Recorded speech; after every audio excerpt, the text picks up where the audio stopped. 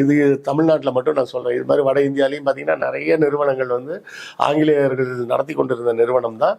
நீங்கள் இங்கே தங்கிடுறீங்களான்னு கேட்டிருந்தா கண்டிப்பாக தங்குவதற்கு அவர்கள் சம்மதித்திருப்பார்கள். தங்களது பிரிட்டிஷ் குடியுரிமையை விட்டு கொடுத்து விட்டு இந்திய குடிமகனாக மாறுவதற்கும் தயாராக இருந்திருப்பாங்க.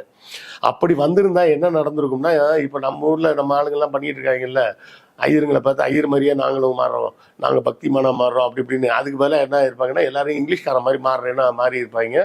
எல்லாரும் கோட் சூட்டோட எல்லாரும் சுற்ற ஆரம்பிச்சிருப்பாங்க. என்ன சார் இங்கே அடிக்கிற வெயிலில் கோட் சூட்டு அப்படின்னு சில பேர் பேசலாம். அமெரிக்காலையும் இதே வெயில் அடிக்கும், அங்கேயும் கோட் சூட்டோட தான் இருக்காங்க. ஸோ கோட் சூட் அப்படின்னு அந்த நாகரிகத்துக்கு மாறி இருப்பாங்க அப்படின்றது ஒரு விஷயம். இங்கே வந்து பார்த்தீங்கன்னா இந்த படத்துலேயும் அவர் பார்த்தீங்கன்னா இது மாதிரி கோட் சூட்லாம் போட்டு வந்து பயங்கரமாக பேசுவார். ஏன்னா மேன் இப்படியெல்லாம் பண்ணிக்கிட்டு இருக்கீங்க, ஃபாரின்லலாம் பார்த்தீங்கன்னா எல்லாத்துக்குமே மிஷின் வந்துருச்சு மேன் அப்படி இப்படின்னு எல்லாம் அவர் பேசுவார். அதாவது துப்புரவு பணிகளுக்கு மனிதர்களை பயன்படுத்தாதீங்க அப்படிங்கிறத அவர் வந்து ஒரு மாதிரி காமெடியாக வேறு மாதிரி சொல்லியிருப்பார்.